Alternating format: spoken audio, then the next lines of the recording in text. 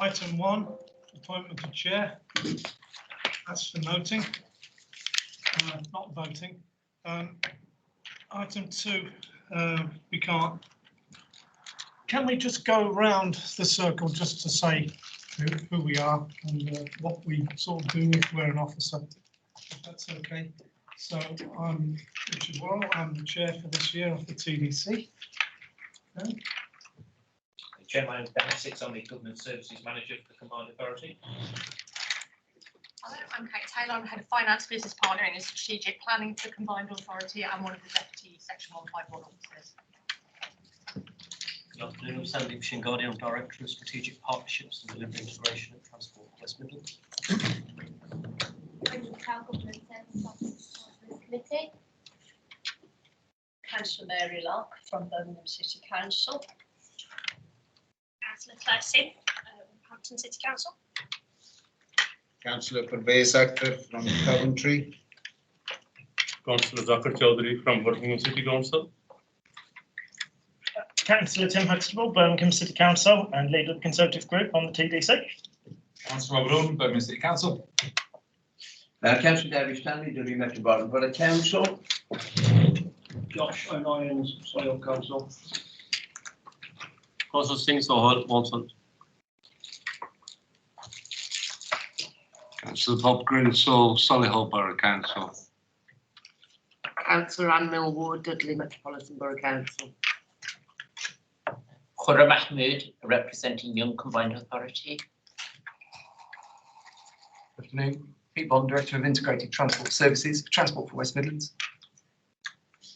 John Hayes, Head of Bus at Transport for West Midlands. Thank you. On we go then. Appointment of Vice Chair. Sorry. So we have 1 or 2 members on the screen. Oh, golly, so sorry. I didn't look at the screen. So would you like to introduce yourself? So afternoon everybody, it's Anne Shaw, I'm the Managing Director at Transport for West Midlands, and apologies I'm not there in person today, but I'm in transit back from London. So. Hi, good afternoon. Angela Hosford, Head of Sprint Development. Thank you. Anyone else who hasn't introduced?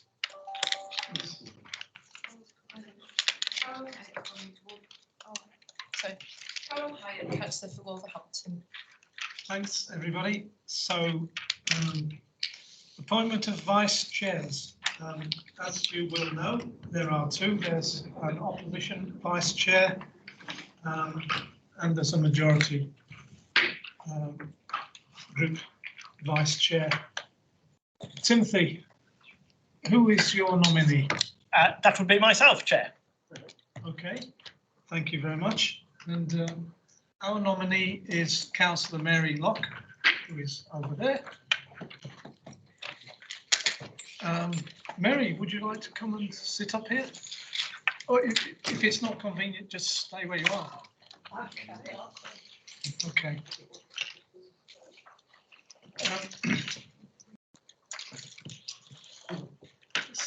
So, latecomers, could you just say who you are, please? We've just gone through introduction. I beg your pardon. Councillor Bill Gavin, Sandwell. Yeah. Councillor Select, yeah. Councillor Julie Webb, Sandwell. That's it. Good. Thanks very much. Do we have any apologies for absence, please? Yes, Chair, I've only received 1 apology for absence. That's Councillor Linda Bigham. Linda Bigham. Okay, thank you. Does anyone have any declarations of interest?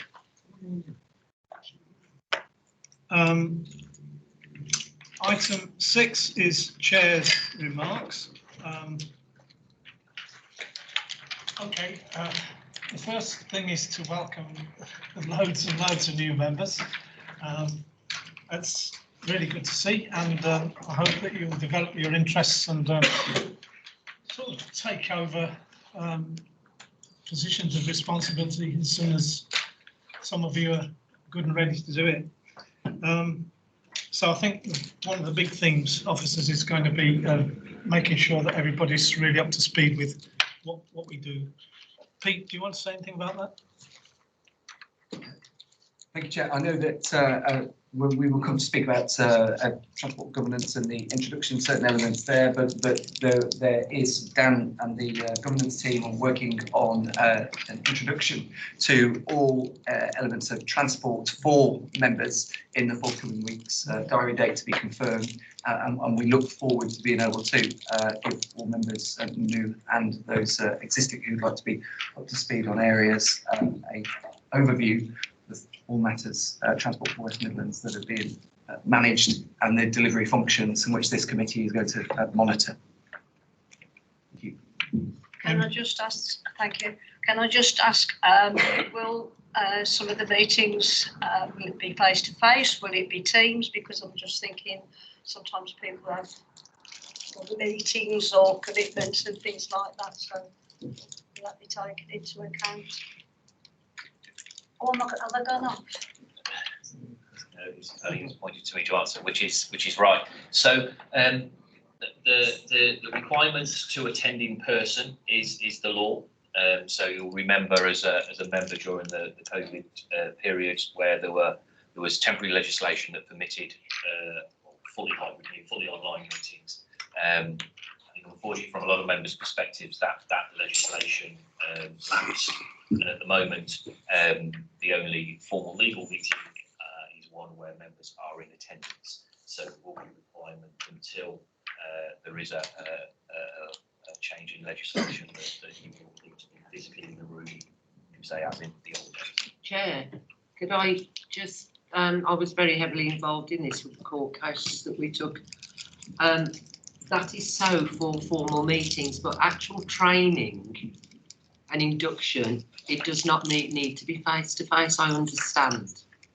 Sorry, that's right. I thought the questions in relation to these formal transport. No, it the it was regards to training. No, my apologies. In that, you're absolutely right. It doesn't need to be. It's only the formal meetings that need to be in person. So I think we'll take. Well, I was going to say we'll take soundings, but I think it can probably be hybrid, and some members prefer to be physically in the room, and equally some find it more convenient to be. So it's a good shout. I think, for the specifically training can be hybrid. My reference to being in the room was the formal. So. And that also apply to member engagement groups. Yeah, that's the same. So they're not formal decision-making bodies. So I know you have a lead officer that supports each one of those. So I think within the groups, the discussion within the group, you can agree your most appropriate arrangement. Okay.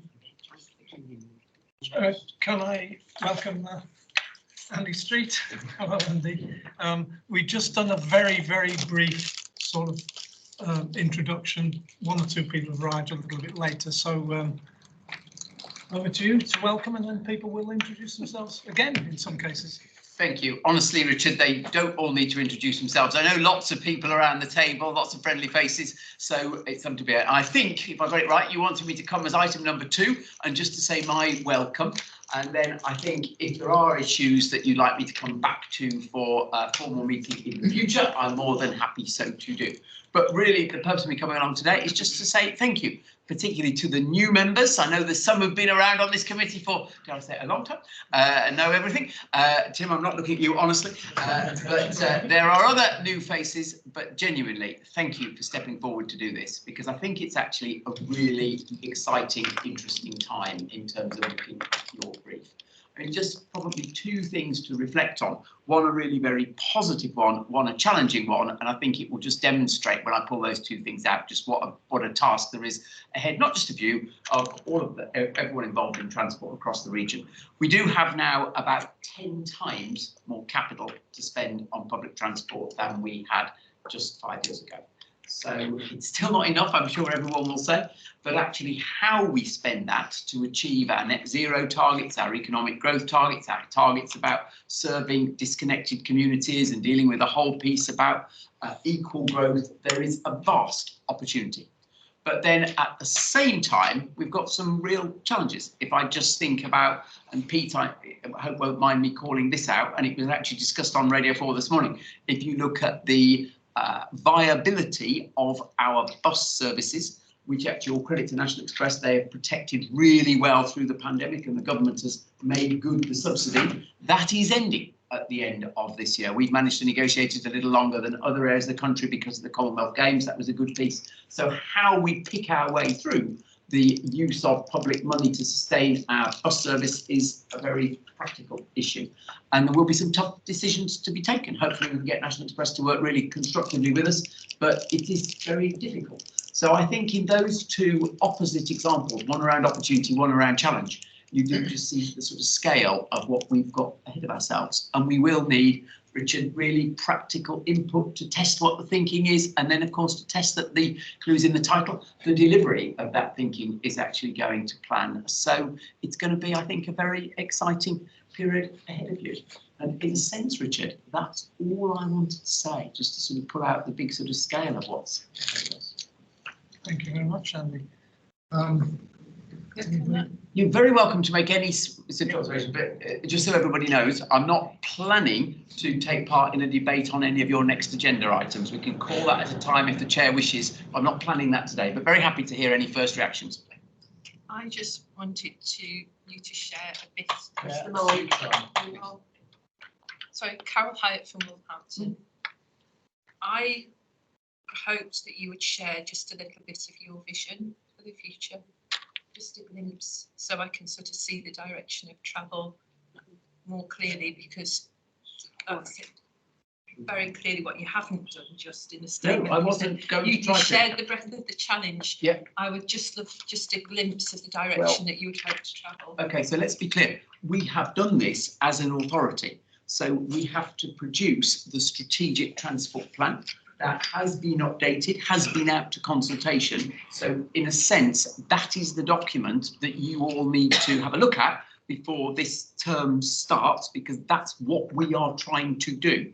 Now, I don't want to over politicise it, but obviously that was produced by the authority in response to my mayoral election manifesto last May. And then that's why we've now put cross-party into agreement what we are going to do. But it did very much get born out of the manifesto I put together. So please, I'm not expecting everyone to go back to my manifesto, but I laid it all out there. The authorities now produced that strategic document.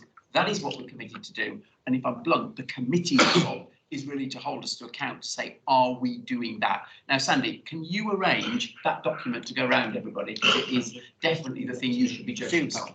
Thank you. So sorry, it's a process answer, but actually it's all there laid out. It'd be better than me talking about one particular aspect of it. Thank you very much. That signposting was excellent. Thank you. Thank you very much, Chair. And my question to Andy is a variation on the theme, in that obviously, as you said, you had Andy's transport plan. Yes. And we are retrieving elements of that transport plan.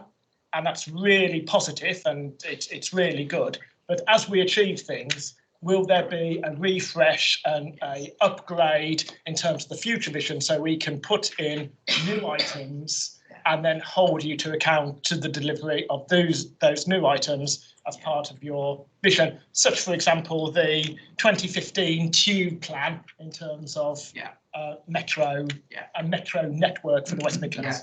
Thank you. So the answer is yes. And the good thing is about that map, we are steadily colouring in bits of it, which is great. Maybe not as fast as I would like, but you know, everything that's been done so far is part of that. But I think there's another area, Tim, where we perhaps I have not perhaps done as good a job as we're going to need to updating, and that's about how new tech is changing our options, because that's moving quite fast. So if you think of the whole hydrogen debate, for example, how we need to be doing that, if you think about how freight is having to change with new tech, we haven't, to be honest, in our documents thus far, put as much in as we should there. So I think it's for you to ask whatever you want, but I think the steer would be, let's think less about the infrastructure physical pieces. I think we're clear on that, but there's a chapter around about embracing tech that's moving fast, and we need to come back to that. Thank you.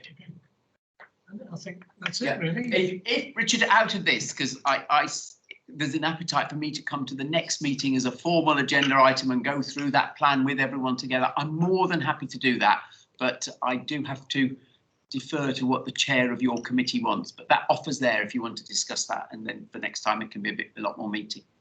Can we come back to you? You can. It's right that you do. Yeah. Okay. All right. Thank you all, everybody. Good luck. Good. Thank you. you. Thank you. Thank you.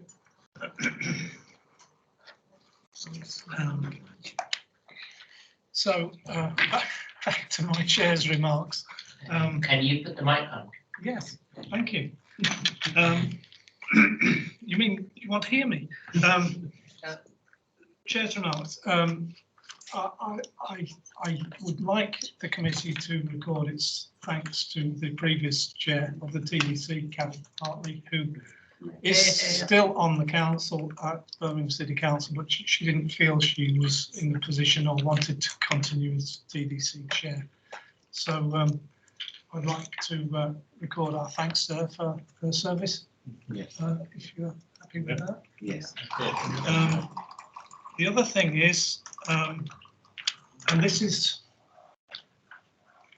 touches somewhat on what Andy Street has just said.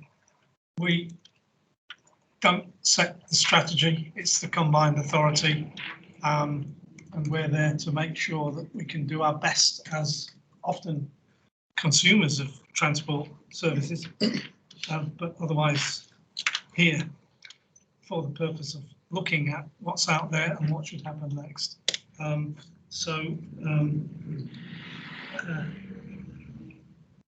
We are also people with a very local perspective. I just want to explain to new members in particular, you may well have local stuff that is not particularly strategic or has wider implications for policy or delivery. And in that case, really, it's a question of contacting relevant Transport for West Midlands officers with your issues. I know, for example, you've got one, haven't you? I think if there's any very local stuff that comes up, I might just end up saying, well, actually, you know, that's not what we're here to do, but you're here to raise that with the relevant people. Tim, I'll bring you in a moment. Do you want to say something on that, Pete?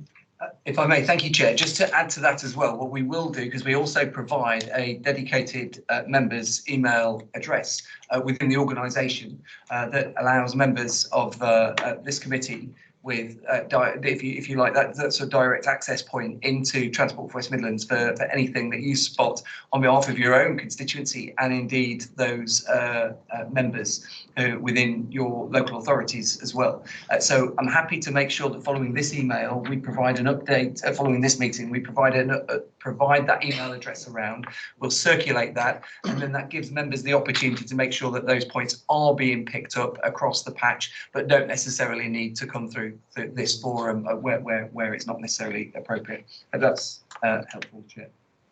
Thank you, Chair. I was going to make the exact same point because I know that I've used it and it's been very, very helpful in sorting out problems, not only for my constituents, but from when members of my own group on Birmingham City Council come to me regarding issues pertaining to the West Midlands Combined Authority. So just to do a plug, it does actually work. Thank you. Thank you. Yes, Mary. I echo what Tim said. In my previous reincarnation on this committee, I used it as well, and it is very good. And the last thing, following on from what I just raised, is let's get on with the rest of the meeting. And can I please ask you to be as brief as you can and to the point? Because if you're not, then I will try to stop you. The eternal optimist. Thank you, Chair. My group would like to associate themselves with your comments about the service of Councillor Kath Hartley in terms of her work as chair, and indeed for all the years previous to that she was on the Transport Delivery Committee or previous incarnations of this committee. So we would like to fully associate ourselves with your comments, but also like to thank all members who were on this committee last year, who are no longer on this committee for whatever reason, for their service during their time on the Transport Delivery Committee. Yeah, happy with that. Thank you. We move on now to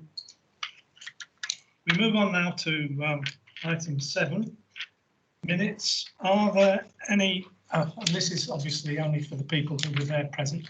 Are there any matters of accuracy? Or is that a true and correct record? Yeah, okay. Are there any matters arising? We've got none from outside. Have you? Ish. I think I mentioned this at a previous meeting. It would be helpful to have an action tracker so that if there are any matters arising, that we used to have an action tracker as part of the paperwork before the meetings. Tanya organised it. It would be very helpful. So if there are issues, that they're put on a specific piece of paper so we can track them. Thanks. Thank you. Duly noted here. Yeah, they're nodding. Thank you, Tim. Forward plan. Well, there it is. Excuse me. Any comments on this forward plan? Yeah.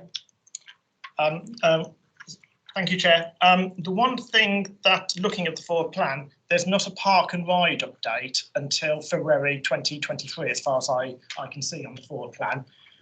Given the length of time since the last park and ride update, and given what is said in the capital programme delivery monitoring report about park and ride, could that be picked up as part of the rail monitoring of the next meeting that is on the forward plan for September as an integral part of it, please? Chair, I think we can happily support that and bring park and ride update to the September meeting. Thank you. Anything further?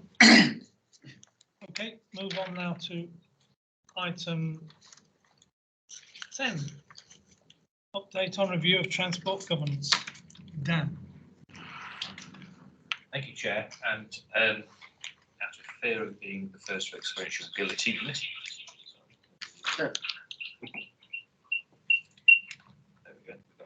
I will give a brief update, but I think this is particularly useful to members given the high number of new members we've got on the committee this year. So it's just a brief summary of where the governance review has got to, what its intention was, what it's seeking to achieve. So if we could go back to 2021, last year, the Combined Authority undertook a high-level review of its governance across the piece. So you may well know that the CA was established in 2016. It's grown significantly since then in the breadth of its activities. And as the CA has grown, it's only appropriate that we continue to look at the governance that underpins that growth and to make sure that it's still fit for purpose and helps achieve its aim. So there was this wider review of governance. It identified a number of different recommendations in specific areas and highlighted a couple of areas where there needed to be a deeper dive, and specifically there was one around economic development and one around transport. So the economic development was considered the most pressing, so that was undertaken in the last year, end of last year, beginning of this year. It culminated in the creation of the Economic Growth Board, which is a new governance structure within the CA, and addressed the concerns around economic development governance, which then enabled the CA to move on to transport. And the purposes of the review, or what it was seeking to do, was to improve, rationalise and simplify political governance management in respect of transport to deliver more effective decision making. So that was the headline objective of the review. Should say from the start, we're in the middle of that review yet, so it hasn't reached its conclusions. It hasn't reported, but what it has started to do is undertake the evidence gathering that's required to inform firstly the current situation and also of the to come up with indicative recommendations.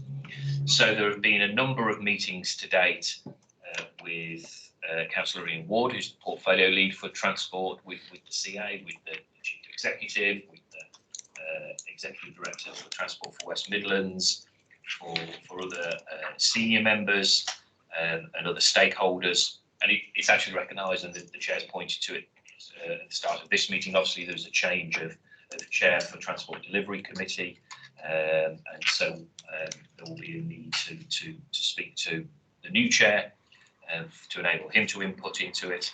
And the same's happened with Transport Scrutiny Committee. So there's a scrutiny aspect to this, and there is a change on that committee. So there's some more interviews to take place with new members and people who are new to senior positions.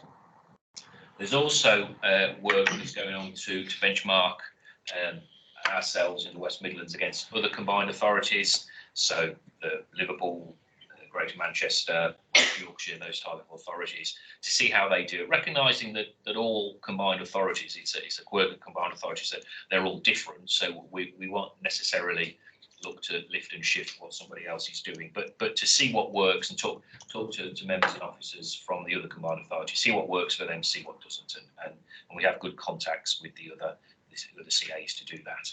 So that work is ongoing, it's current, it hasn't finished yet.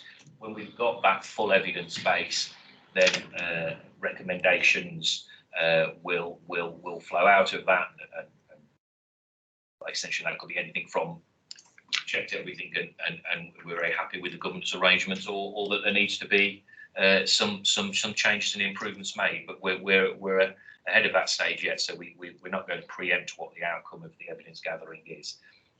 But it is intended that when indicative recommendations are formed, then they will be tested amongst members, and I include yourselves in that, to see if that they will in fact bring the improvements that have been identified as necessary. So I think it's a case of just to bring you up to date. That's where we are. It'll come back to future meetings, and it may actually be beneficial just to have a regular update at every future meeting so you can see how it's progressing. But the intention is to involve you in that, and so you're very much part of developing those improvements that are expected to be brought. Thank you. Before I bring people in, Dan, obviously people who've been involved with the TDC up to now have been asking quite often when all this is going to be decided, and I'm conscious of Combined Authority meeting this month, and then in September would be the next one, I think. So it sounds as if the timetable is sort of slipping a bit. Is it? I wouldn't categorise it as slipping. I think we want to do a thorough job, and factored into that has been some changes in political leadership which have pushed the agenda back. It certainly won't be so. You're right. There's a Combined Authority meeting later this week. It certainly isn't then.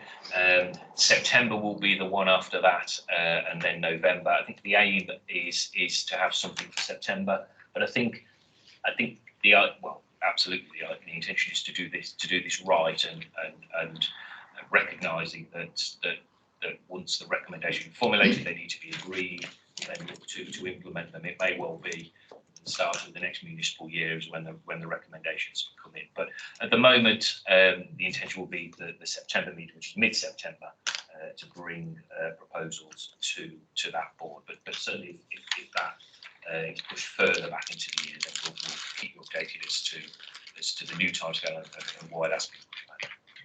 Members?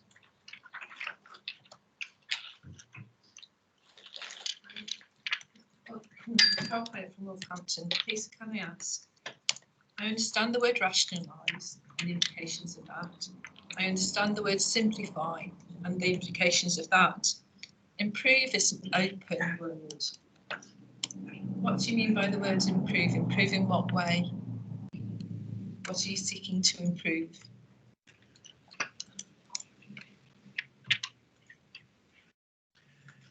It's recognising that the governance needs to keep pace with an organisation, how it operates, the speed and agility that's required with decision making, and I don't think these should be looked at as pejorative terms, in that there's a suggestion that what's not working or what we've got at the moment isn't working. It's about looking at the governance. Can it be improved? Can it be rationalised? Can it be simplified? Rather than prejudging that there is something specific already that we know that's improved that needs improving. So the as I said, the evidence gathering is talking to members, and so the review will be interested to know whether members think things can be improved. Now, if the outcome of that is no, they can't, it's absolutely fit for purpose, then the review won't make any recommendations. But I think it's right that we ask the questions, because it's been a number of years, and it's again been alluded to earlier that this committee existed in different guises in different times, and just this periodic review, it's a sort of principle of good governance that you continually to look at your decision-making structures and make sure that they're right. And as I say, if they're right and everything's fine, then that's great. We've had that assurance of the review. If they do need to improve, and if there are suggestions coming forward or recommendations that things can be done better, and it could be the role of any particular committee, it could be the number of times you meet, it could be how members are engaged in topic matters. It could be we're approaching this with an open mind, and if there are improvements that can make it better, then I think everyone's up for that. Okay, anything further? Yes. Thank you, Chair. Julie Webb, Sandwell. It would seem from what you've just said that there's a hidden agenda here. What's the hidden agenda of the Combined Authority as regarding transport governance in the West Midlands? Okay, so I'm happy to confirm there is absolutely no hidden agenda. As I say, it's a principle of good governance to look at your decision-making structures. That hasn't been done, or the initial high-level review was done last year across all of the Combined Authority's governance. It made recommendations in respect of economic development. There was no hidden agenda with that, and there's no hidden agenda with transport governance. We've been in existence 6 years now, and just as your own authorities will review its own governance periodically, that's what we're doing.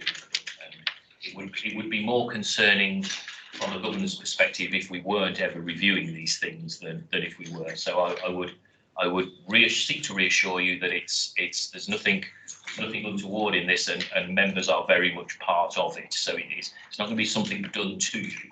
It will be something that you're part of. And as I said, if all the review achieves is to provide assurance that what exists at the moment works and is doing the job, and that's all it comes out of, then it will have still been worthwhile to provide that reassurance to members and the public that our governance is fit for purpose. Thank you. Anything further? Sorry. Pete, yeah. Sorry. Chair, thank you. And for members, just to really support and endorse a couple of the elements that Dan updated on there.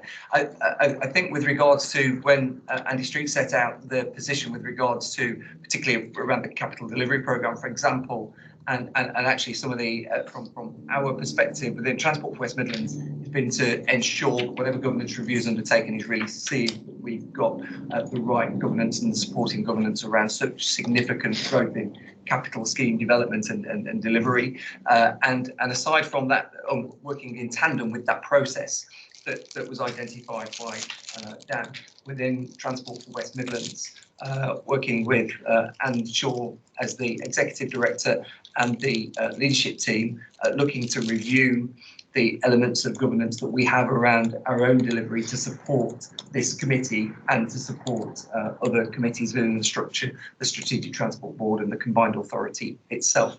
And one further point, Chair, if I just may, because I didn't pick this up on the previous agenda item, which was the forward plan, just thinking of good governance, I also noted that in September, we will probably need a report to come to this committee for the enhanced partnership, which is currently being reviewed, and ultimately is this committee's responsibility to endorse, support and review. So if I could also just put on record if members could support the addition of an enhanced partnership update for that committee meeting as well. Thank you.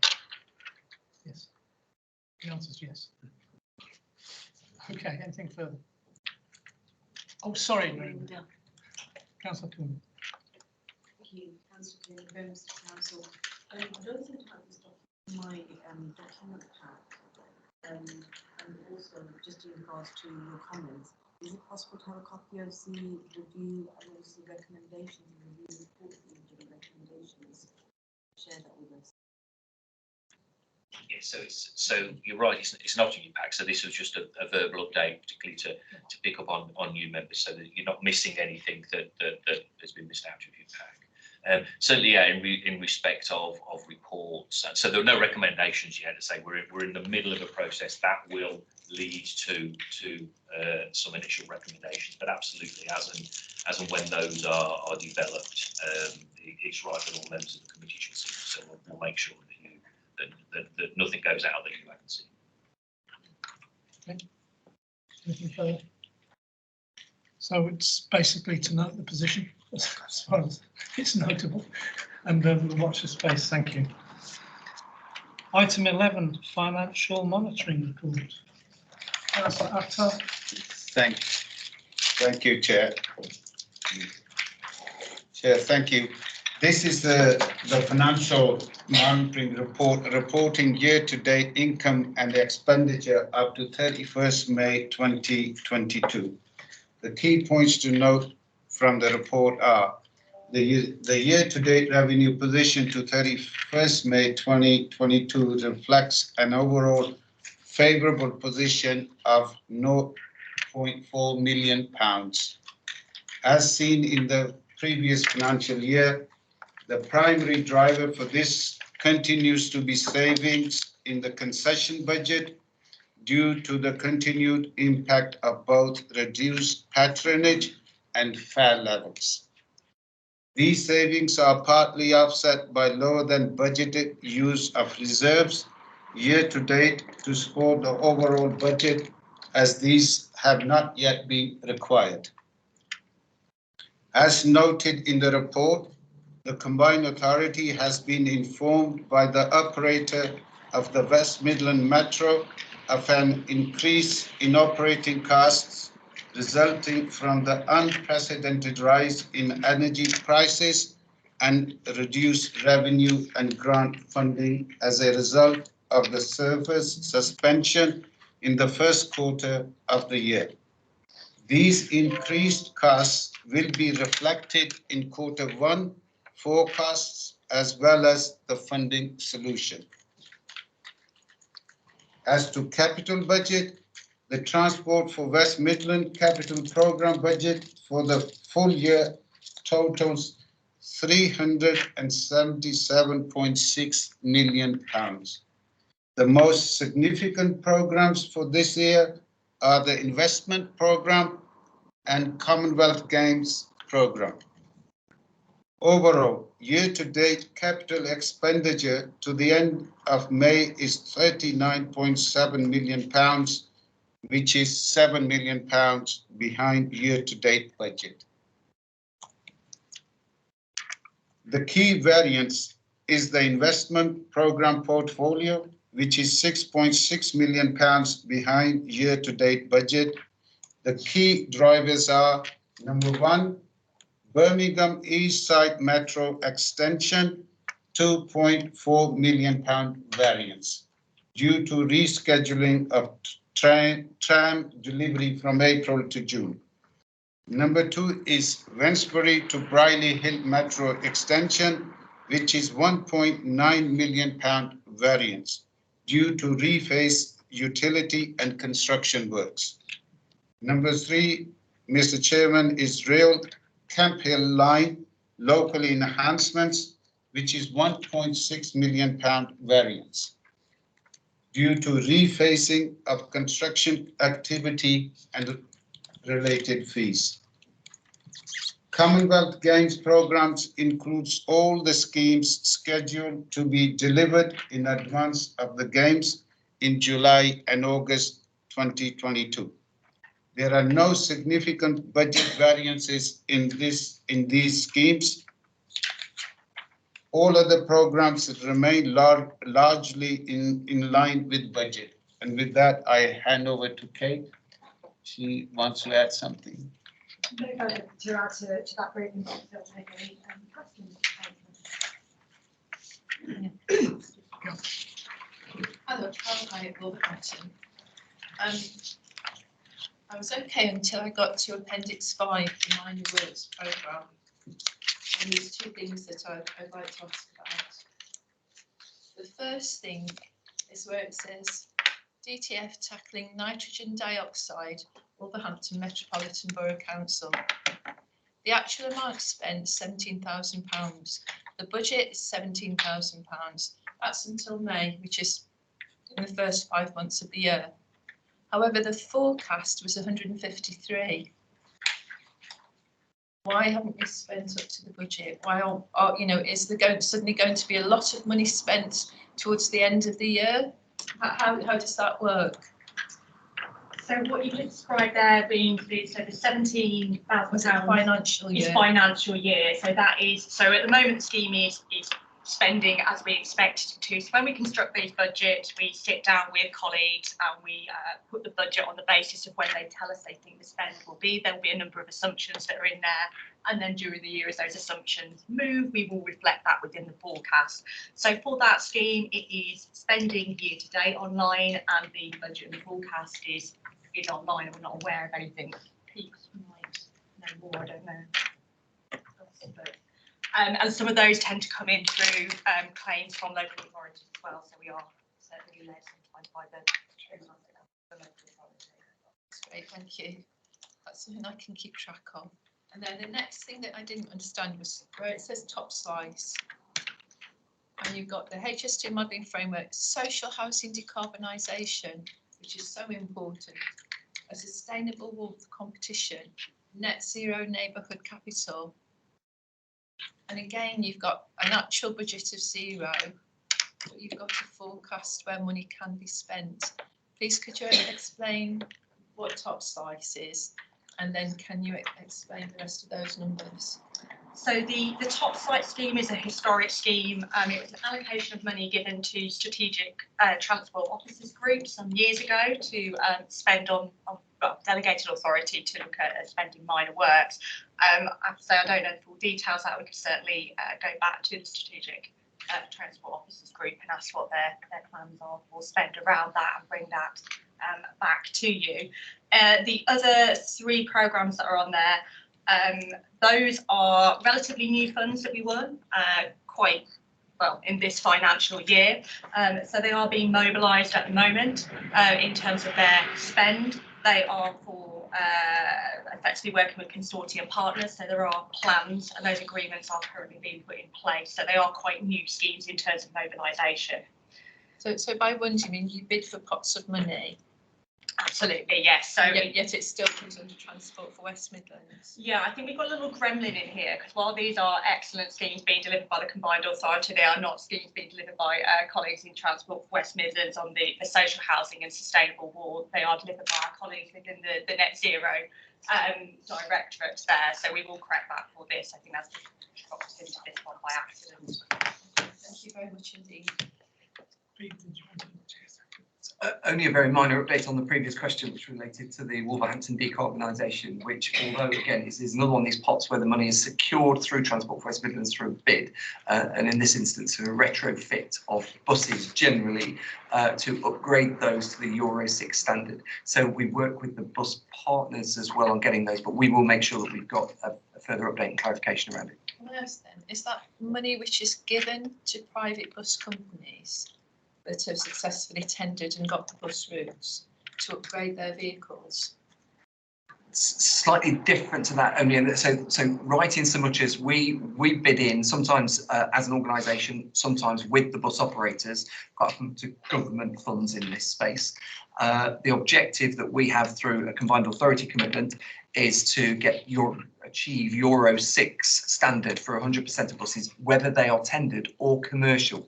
So the vast majority of buses are commercially operated for commercial routes by commercial operators. Of some of those vehicles in the region, we tender out contracts and sometimes we can have, if you like, a different kind of influence in that space against the tendered buses. But what we also do is bid for the money for the commercial buses, for commercial operators as well. And then we work with them. So they have a fitting programme. We monitor and manage that and then disseminate the money as they install. So we can find out, we can get the latest update around that programme and share that as well. Yes, please, that would be great. Thank you. Thank you. Timothy. Thank you.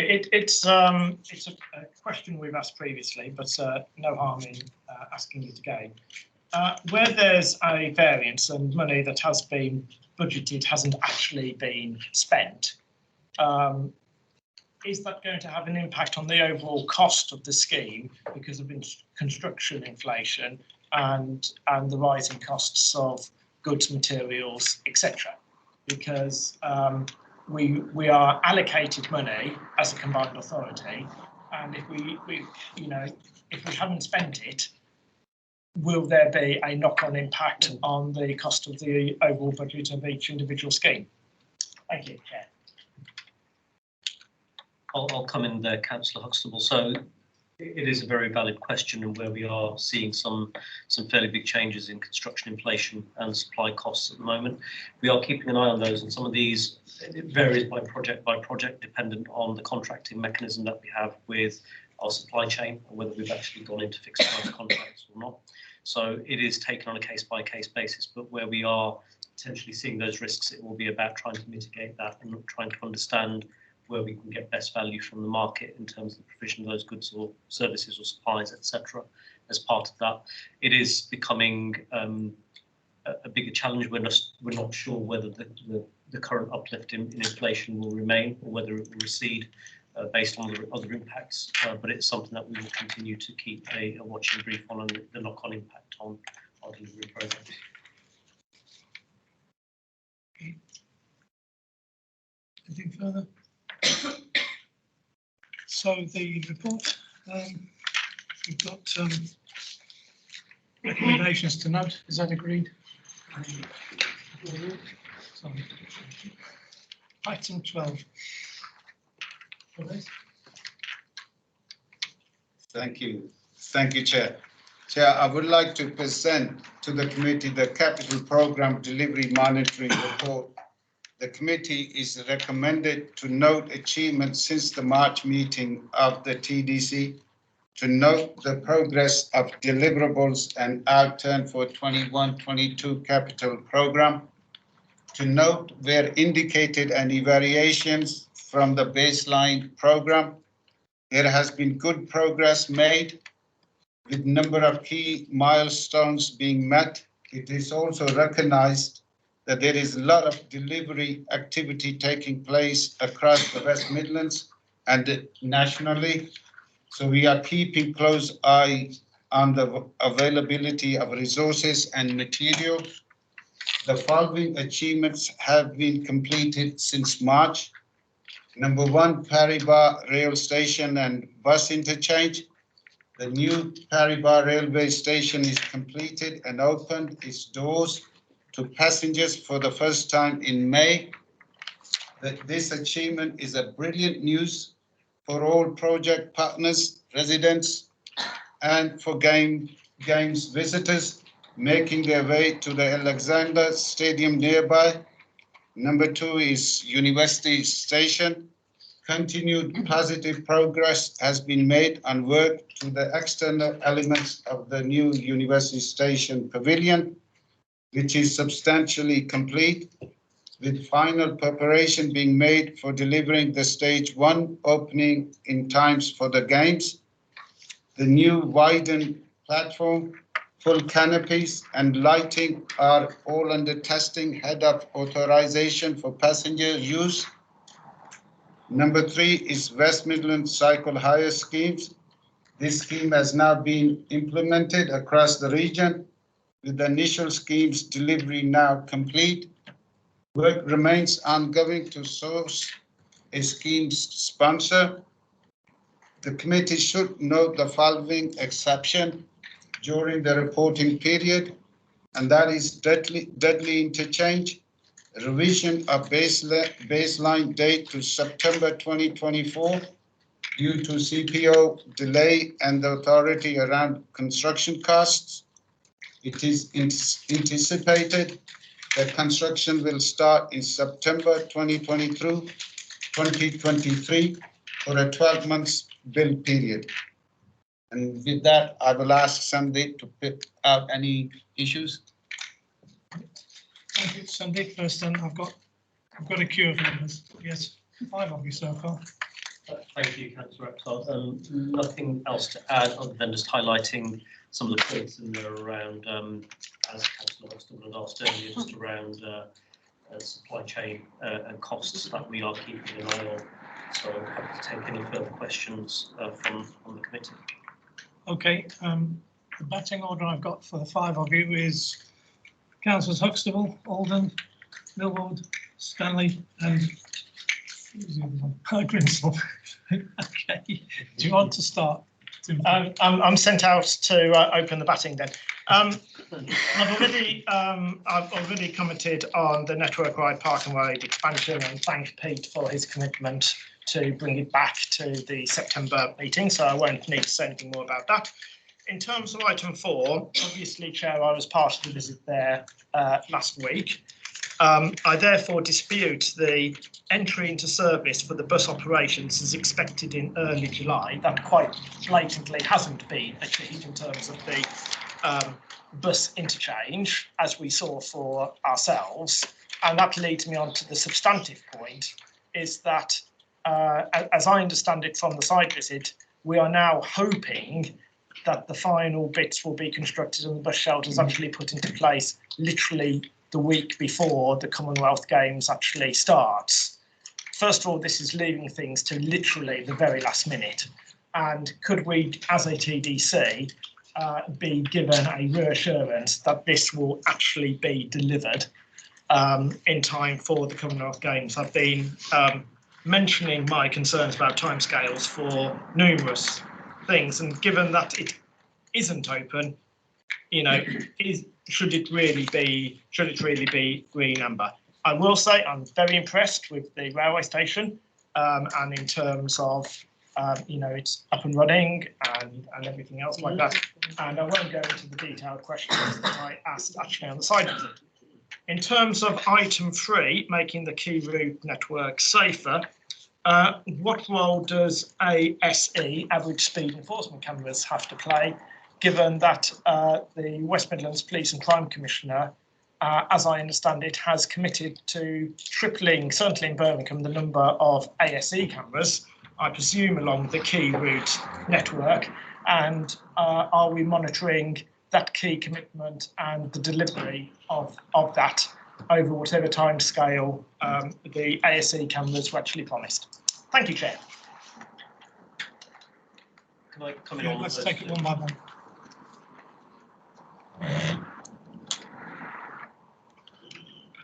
So thank you, Councillor Huxtable. In terms of Perrybar interchange and the actual bus facility, at the time of writing, those were the dates, and because his report's done about 2 weeks beforehand, those were the dates that we were working to. The scheme, as you're well aware, is being delivered by Birmingham City Council as part of the highways overall scheme through their contractor, given the interfaces with the highway. And unfortunately, during the course of the construction of the bus element, they have found numerous uncharted services which have led to a delay in the provision of the shelters, the foundations, etc. So we are working very closely with the BCC team and trying to ensure that we get the shelters installed over the next 7 to 10 days. That is the programme that we are currently working to at the moment.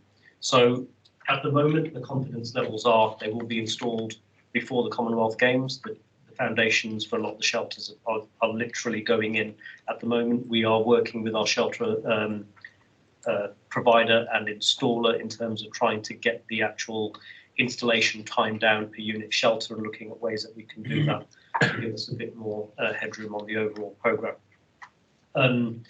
In terms of the question about the key route network, that is something that we will need to pick up with the road safety strategic group in terms of where we are with the monitoring of the implementation of the ASCs, and we will provide an update back to you on that. Thank you. Yes, come in. Sorry, Chair, just to give you some further assurance around Crowbar. First shelters and stops within the interchange itself have gone operational this morning. So some of the buses have moved off Walsall Road into the interchange so they can finish the public realm works around the shelters. Once that's complete, then the rest of the shelters will go in. So we are starting to see that moving and shifting at pace, and they are double gang now, so they're working 24 hours a day to get that complete. And we fully expect, and we're planning for services to be fully operational from the 24th of July. Thank you. Just got two questions on this. So on the list of schemes, number 2, Dudley Interchange. It's down as amber red, it's down as worsening as a trend. When you see the flood, there's clearly been some issues. But can we just get some idea of what the financial impact of this is going to be, and is it reaching a point, or is there going to be a risk of a point being reached when the scheme is no longer viable for the budget envelope that we've got assigned against it? So we get an update about that. And the other one is on the Longbridge connectivity project. So obviously this is down as completed, it's quite right. But my understanding was this has been having some problems with usage figures. I don't know if we've got any more recent figures on occupancy, because of obviously the trend has been around change to work from home. It was being looked at as to whether or not this would now be made free to use rather than a charged park and ride, because of that issue of it basically sitting there not in use. So have we got any update on whether that decision's now been made about whether it will be brought into free use? I think Councillor Millward and Councillor Stanley might also have something to say on Dudley Interchange, so it might be worth hearing them. I think that's sensible. Reply. If that's correct, can you give us your comments? It's Councillor Millward first, then Councillor Stanley. Councillor Stanley first. Councillor Stanley. Thank you, Mr. Chairman. What my main concern is here, that I fully support any investment coming into Dudley at any time. But what I am concerned about generally is having the metro in Castle Hill and the bus station being done at the same time. What it will cause is difficulty with the traders in the town. Now, I know there's financial difficulties, which have been highlighted, no doubt be highlighted again later. But my main concern is having the two operations operating at the same time. Where do we put the buses when you close the bus station? And what do we do with the traffic that flows through Fisher Street into Hall Street in the meantime, because there's no facilities being made, because of the roads being closed with the metro taking place? So if the situation in Castle Hill is completed by September, then we should be up all night. But I can't see that happening for the length of time they've been there, and they've only recently, in the last few weeks, started the work on the other side of the carriageway. Now, the traders in Dudley themselves, including the market traders, are really suffering with a lack of trade coming in because of people not being able to access the town centre. So it does concern me. I'm not against the investment, I'm all for the investment, but I am rather concerned with the two projects taking place at the same time, which will cause more difficulties within Dudley Town Centre, both with the traffic and where do you displace the buses to once you close the bus station, and what do you do with the traffic that's coming using King Street. I have campaigned for years that King Street in the bus station itself, as it exists, should be used by buses and taxis, being used by all. I know that's the fault of Dudley Council, nothing to do with us. But the thing at the end of the day, well, when it's closed to carry out this work, what do we do with all that traffic? Have we put a lot of thought into this? And do we really need to have both operations going at the same time? Is there a question? Yeah, there was. Thank you. Through you, Mr. Chairman. The first point I was going to make is just a reflection regarding the CPO, which I will be going back from this meeting to speak to the relevant cabinet member about. In fact, it's full council tonight at Dudley, so I'll probably be bringing it up there. But the other thing is about that the tender process has been suspended due to the conflict in Ukraine, which occurred on the 24th of February this year. This issue has been going on a long, long time. Why is that particular statement in this particular dashboard that it's due to the construction costs due to the Ukraine conflict? We've got many construction companies in this country that can tender. I have a part construction business myself. I know that materials are increasing, but that we're not actually using that phrase to justify any increases. So I'm rather perturbed as to why that is there. But rest assured, the other part, the CPO issue, that will be questioned thoroughly tonight. Thank you. I'll start with that one. So yes, the CPO will be going to full council today. We've done lots of market insights into what's going on with construction inflation. It's not to do with, we've got other sort of companies that are linked back to other parts of the global supply chain, but it is around some of the material costs and the impact that we've seen, which has been significantly higher since the Ukraine conflict has started. Now, the knock-on impact of that is some of our contractors are looking to fix costs and contracts in a certain time frame. And we've not been able to do that because we didn't have certainty around the CPO and the timescale.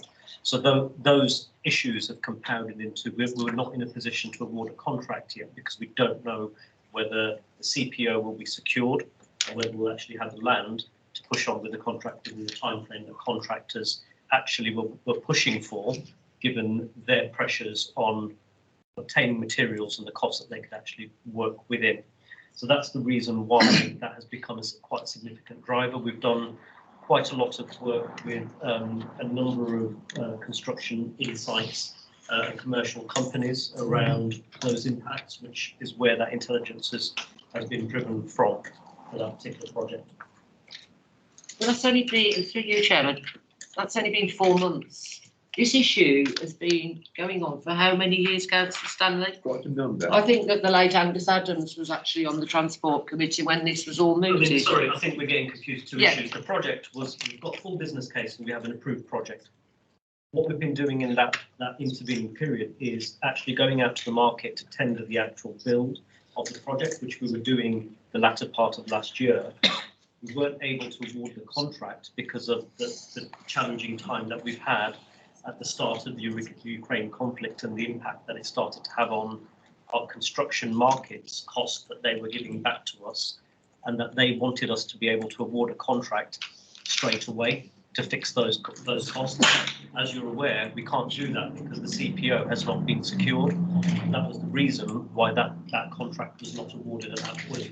But in terms of progress being made on the overall project, we had an FBC approved last year for the overall budget of £24 million for the scheme. So it's not challenging the budget or the project. We need to do this. It is just around the award of the actual construction contract at that point in time. So would we be able, as members of the committee, to receive, it's saying that the costs of this are increasing, and what costs we're actually going to be looking at? Well, that's the piece of work that comes next. So in the update, what we are doing is re-engaging with the market. We'll be looking at our approaches, whether this is a design and build, or do we continue with the design and go to a build-only contract. The bit that we're not sure about yet, and this comes to any capital programme at the moment, and the costs, is whether we will continue to see this level of inflation stay or will it recede. Now, in the timescales, a lot of these projects, we do see these blips. So it's not an easy point until you actually go back out to the market to actually know exactly what cost base will come in at. Now, as we do this work in tandem, the approach will be to look at the market rates again, understand what can be delivered within the overall budget. Are there things that we need to do differently without undermining the key objectives of the project and what it needs to deliver? But ultimately, this is an integral scheme to Metro, so we need to consider how we deliver these two things side by side. Thank you. Yes, Chair. Turn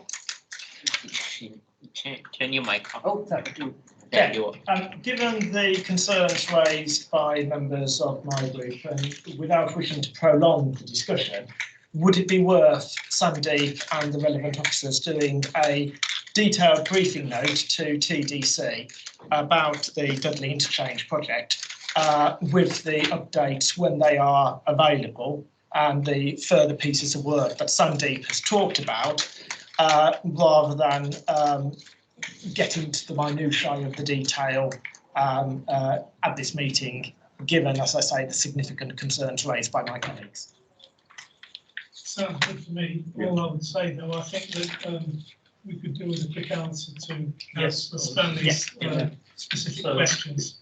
So in terms of the Councillor Stanley, your questions around the works and the integration, there has been a number of groups that are set up jointly with Midland Metro Alliance, Dudley MBC for the highways element, and TFWM to make sure that this can be delivered in a coordinated way, that there are not aspects which start to impinge on other things that are happening. There is an overall coordinated delivery programme, and there are a number of interdependencies between all aspects of the various bits, and it actually extends a lot more than just the highways elements. There's other regeneration projects that are going on in Dudley Town Centre which we need to be cognizant of as well. There has been work done already with the Dudley Highways team around what do we do with buses during construction, so where do they go, how can they actually utilise some of the highway space, and we can pick that up as part of that more detailed briefing that Councillor Huxtable has alluded to. But in terms of that overall coordination, that is happening at a programme level to make sure that the disruption is minimised as far as possible. Where we get efficiencies from doing work in tandem or coordinated, we are absolutely taking the opportunity to do that. And if I may, Chair, just to go back very quickly on Longbridge. At the moment, we are not looking at making any part of park and ride at Longbridge free. This goes back to the park and ride strategy, and the approach around any new park and ride would have to be have some sort of charge to enable the overall maintenance costs and capital repayment costs to be covered, and that is what we are doing. We will continue to monitor usage. Yes, we have seen significant changes around commuting patterns, etc. And again, it's around whether we actually start to see an uplift. We are starting to see an uplift in just general park and ride usage across the network. I don't have the absolute numbers for Longbridge to hand at the moment. Pete, I don't know from an operational point of view if you have anything more significant. I don't have the absolute numbers for Longbridge, but needless to say, across the piece, there has been an upturn, and obviously there's been some impacts over the course of the last month because we've seen rail industrial action on the network as well. But generally there has been an upturn, and the numbers at Longbridge have been steadily increasing to a lower level. But when we come through reports in September, we'll fully update on those as well.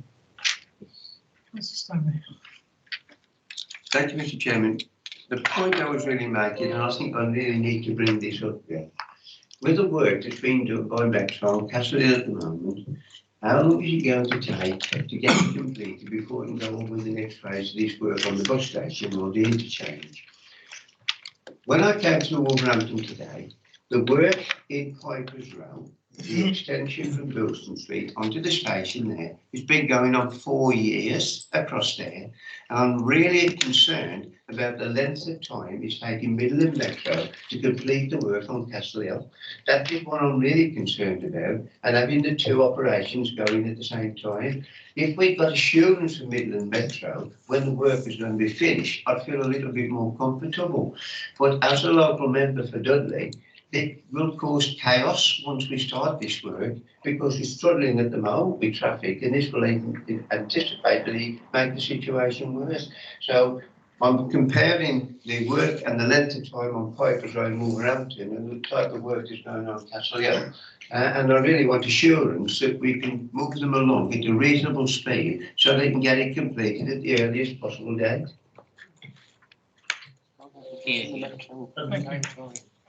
Councillor Stanley, I don't have the programme date in front of me for that work, but I will get our Metro team to provide you with an update directly via email. Thank you, Mr. Chairman. Doesn't it get integrated into the briefing notes anyway? Why don't you just get the information for all of us and put it in the We can pick that up in terms of the briefing note and the interface with Metro, but if there's a specific quick response that Councillor Stanley would like, I can make sure that happens anyway. Thank you, Mr. Chairman. Yes, thank you. Councillor Grinsell. Thank you, Chair. My point is referring to the key route network and making it safer, which remains on amber still. There is my ward accepted by the A41, but it goes through from Birmingham all the way through to Warwick. In the recent past, there has been a number of very serious collisions along that route. In fact, there's been at least 4 fatalities to my knowledge, 2 of which I've attended the funerals because they were residents of mine. And I know full well that the A34 and the A45 are actually worse than the A41. Yet we're still on amber. We're not heading toward green. It's the same, and it's been the same as far as I can remember whilst I've sat on this committee. How can we move this forward to make it green, particularly in respect to the 3 roads that I've referred to? Thank you, Councillor Grinsell. So in terms of the RAG status for this particular one, it's more to do with some of the work packages and programmes that are planned to happen. Now, as the update does say, and it's very unfortunate to hear about the incidents that you've said. It's an unfortunate fact that we still have way too many people killed on our roads due to road safety concerns. But what we have seen is a reduction overall across the key route network in those KSI figures, so they are moving in the right direction. We still recognise there are hotspots in terms of where there are additional measures or additional road safety schemes that need to be put into place. So whilst this is showing amber, it's showing amber for all the various work programmes and the strategies for the actual road safety steering group that actually oversees a lot of this work. There is some additional work that will be commencing later on this year, which is around the Black Country International Road Assessment Projects. That's one part of it. There'll be bits of that which will be applicable on other parts of our key route network. So it's not always talking about we're getting worse in terms of the overall impact on our road network. This is just showing the progress of where we are with this work programme. What we can get for you is a more detailed insight into what all those KSI figures are doing across the region. There's lots of detailed information out there. Thank you for that. Yes, I would appreciate it. Personally, I don't want to see all the key route networks. What I want to see is the 3 that I've referred to, and how you're going to move forward with that. And whilst you have stated that you are progressing, it remains amber, and the completeness states same. Now, if you maintain that you are progressing, surely it should read progressing and not same.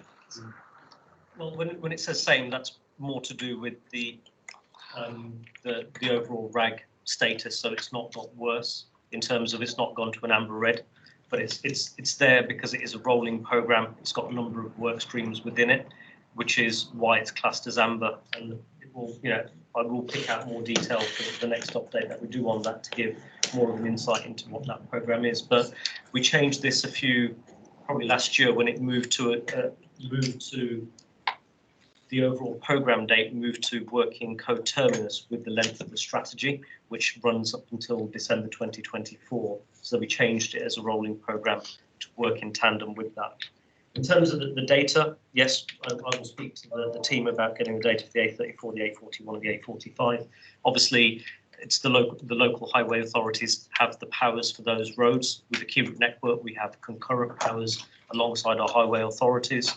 So we will be, the steering group that exists around the key route network obviously works with our local authority partners to make sure we can deliver the right things and see those KSI figures moving in the right direction. Well, Pete was indicating, do you want to go? Go on. I'd be interested in what you've got to say. Well, I was just going to suggest as well, if I may, Chair, Councillor and others, that actually just, whilst, as Sandy correctly points out, this is referring to the capital programme delivery monitoring, so those specific aspects that we're monitoring in this point in time. I was just looking as well down the forward plan, and we have a report also due to come from the resilience area to the meeting after next, which is the area, if you like, responsible and accountable for setting out those plans and the working relationships and the management of how we are managing the road safety plan, the accountabilities, the responsibilities, and how we utilise those concurrent powers.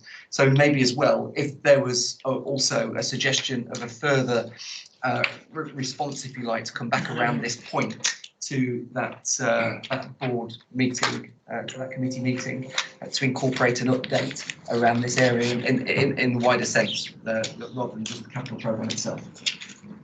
What do you think? I'm happy with 3%. Thank you. Okay. Yes, Councillor Steve. Mine's just a bit about the West Midlands High School. I know you brought complete.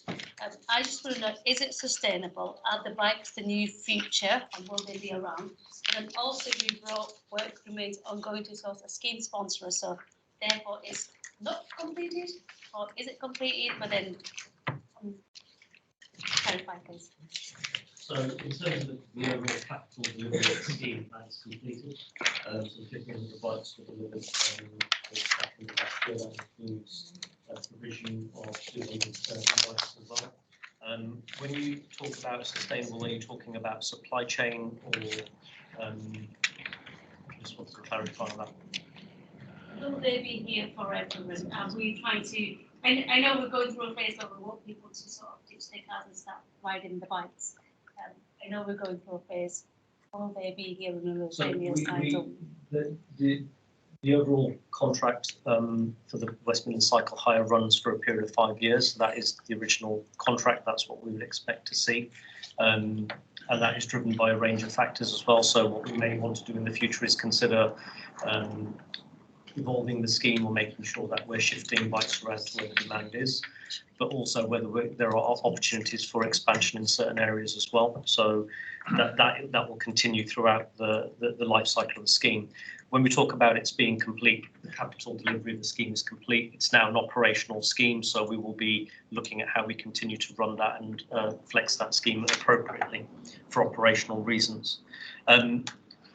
In terms of sponsorship, we'd always set out that is something that we would look at as a way of providing additional operational and revenue support to the scheme. That is something that we are working through at the moment. We've been out to the market and we expect to have an update in the next few weeks. Can you bring the update to the next, I think we're meeting in September, isn't it? Yeah, so what we'll probably do is do that as a separate item because it's not a capital scheme in that respect, it's an operational scheme now. So we'll try and cover it off as an operational update around the cycle hire. Thank you, Chair. Just wanted to sort of add on to that. So one of the issues that we have across, I suppose, not just West Midlands but everywhere, is microphone, please. Microphone. Oh, sorry. Thank you. One of the issues that we have, not just in the West Midlands but everywhere, is congestion around schools. So are you working with schools and encouraging more school children to participate in that scheme? And if so, how successful has it been? How many children are engaging in that program? I don't have the absolute numbers around the number of children participating, but we do a lot of work with schools around trip generators. This is a lot of the work that we do around network resilience and behaviour change, and that's done in partnership with our local authority partners around how do we actually try to get that behavioural change around people driving very short distances, leaving cars idling near schools, which not just has an impact in terms of congestion, but has an air quality impact as well. So those are the sort of steps that we are taking. We do have a number of colleagues that engage significantly with schools, particularly primary schools, where we see a large proportion of school children being driven to schools rather than walked. There are a number of initiatives that have come up over time, like walking buses, providing safe routes to school, etc., which have helped to encourage that. In terms of the cycle hire scheme, because these are large So large bikes, they're adult bikes, so they're not as easy for younger children to use. They are there for largely for adults to use, or younger children, older children rather than young children. And it would also depend on whether we have docking stations nearby and some of those schools. The big focus has been how we integrate the cycle hire schemes into the wider transport network to ensure that people coming off a bus or a train have an option then to be able to get their final destination by cycle hire bike if they don't have access to a bike by themselves.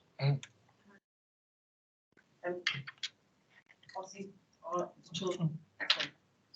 children are our future, and we saw a massive change in behaviour when children were encouraged to stop taking fizzy drinks and, you know, crisps and chocolates for their break time snacks.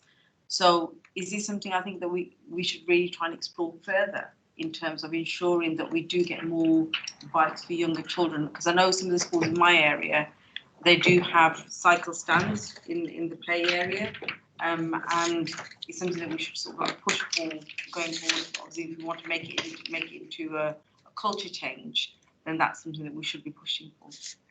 There is a significant amount of work going on in this space, particularly around cycle clubs as well, or around a number of community areas across the entire West Midlands. So it remains a key focus. And Andy said right at the start about the local transport plan.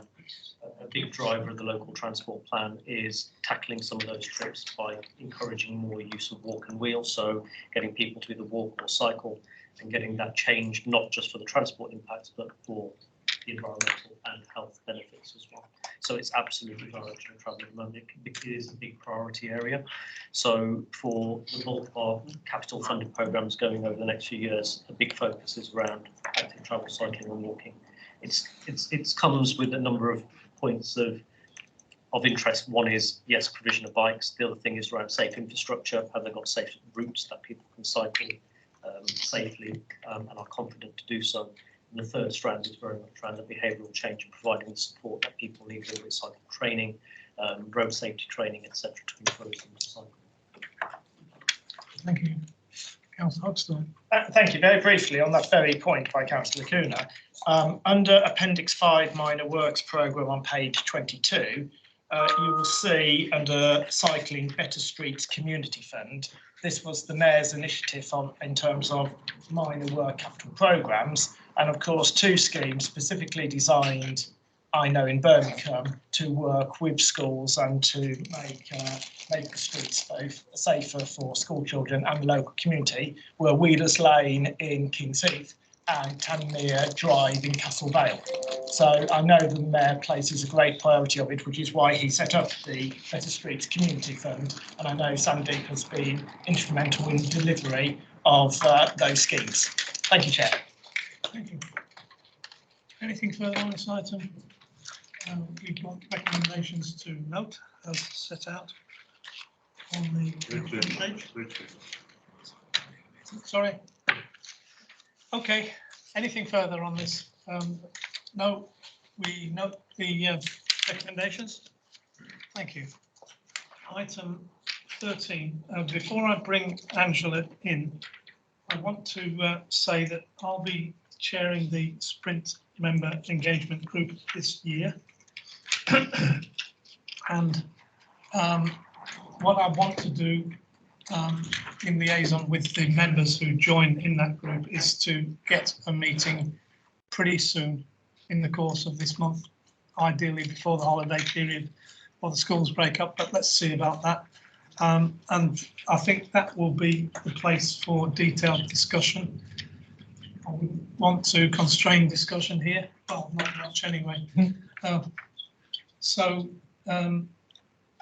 Good report, Angela. Thank you very much. Would you like to introduce it, please? Yes, thank you, Chair. So hopefully you've read the report, so I'll just quickly skim through some of the headlines, and appreciate we've got some new members as well. So just a very quick history. The first sprint is conceived as 7 routes in Movement for Growth. And the first two routes, the A34 and the A45, were given final business case approval in February 2020.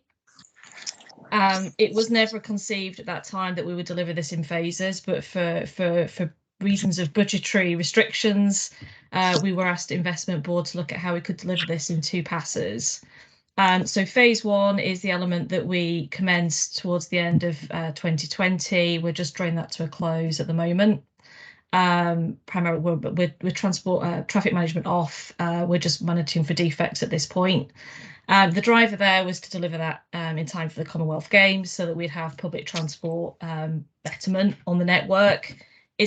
The games aren't dependent on it. The games lanes don't exist utilising this infrastructure per se, but ultimately what Sprint does and the priority that we've delivered will enable people to move around the region quicker and more reliably. So ultimately we've delivered 20 miles of bus lane, and we've put in 76 bus shelters as a first pass. And we've built some quite significant pieces of infrastructure, in particular focusing on the hay barns. We've got the bus lane through the island there, and in Walsall side we've got the contraflow bus lane on Aberwell Street. So that's now delivered. It's not been without its challenges, but we've managed to deliver it on time, on programme, and to budget, so we're really pleased about that. The funding for phase two was really predicated on the region's investment through crusts, and the Combined Authority approved phase two, endorsed the principle of it in January, but then effectively approved the funding for phase two in March. So we've now got 56 million to deliver phase two, so we're very much in that mobilisation phase. We recognise that between 2020 and now, possibly some of the policies and attitudes to road space reallocation or priority has changed. So as head of development, some of my colleagues in my team are working with local authorities now to understand what does it look like, what does good look like now in terms of allowing priority for bus, but does that facilitate cycling? Are there cycling measures that we can bring in? Are we doing more road widening? Are we looking more at road space reallocation? And I think that policy and that willingness to review that is local authority specific. So we're sort of working through that at the moment. We're also commissioning our design, principal designer, our design house. So we should be getting into contract with that in the next couple of weeks. And we're also doing some validation. There's been quite a bit of discussions this afternoon about inflation and the impact that has on construction costs. So we're validating our 2020 prices at the moment against 2022 expected costs. So quite a lot of activity there. One thing I would add to phase one and phase two and the timing of that, we talk about the games quite long. We were very keen to be out there and off in time for the games, and that was a real driver for phase one. For phase two, it's about completing the business case that we committed to deliver in 2020, and that introduces not just the infrastructure, the residual shelters, but it also starts to bring into life the operational benefit. So from the coming months, we're hoping to start running cross-city services, so bus services using our current hydrogen fleet or our current routes that can start utilising the infrastructure we've built and running cross-city and starting to bring benefit to our existing passengers. But ultimately what we're aiming for are the low emission or zero emission 18-metre vehicles that won't just bring quicker journeys, will actually build reliability into the journey times as well, because it effectively enables people to access multi-door, and the mechanism for payment would be different as well. So it effectively neutralises the dwell time, each stopping location, and ultimately brings in that reliability. So we're working very closely with our transport services colleagues, those working on low emission vehicles, those working on the Zebra funding, to ensure that that can all come in line with the infrastructure so that we can ultimately roll out the completed scheme. So that effectively is the first two corridors. I've tried to cover a little bit as well in the report about other development. So in Movement for Growth, there were 7 routes. It's only the first 2 that are funded at the moment, but there is money at the moment around the Bristol Road, A38S, the Sutton Coldfield route that was originally in our plan, and also Hagley Road. And whilst that won't pay for Sprint, we're looking at how we can work with our bus transport services colleagues to develop schemes that will effectively enhance bus and potentially pave way for rollout Sprint or more investment in the future. But we're sort of working on those at the moment. And then the final part of the report touches on Hagley Road. You recall that there was an initial investment, and that was probably the first one to be flagged for Sprint. Around Hagley Road, we actually handed the delivery of that over to Metro or Midland Metro Alliance in 2020, certainly before COVID, because they were delivering the Edgbaston extension. There was some symmetry there between the working area that we would want to be in around Hagley Road, 54, near Five Ways, and the works that they were doing. I'm trying to defer, but our colleagues in Metro will probably be more aware of progress on that particular element, but I don't think it's complete yet, and I know that there are some utility works underway, and it hasn't been without its issues.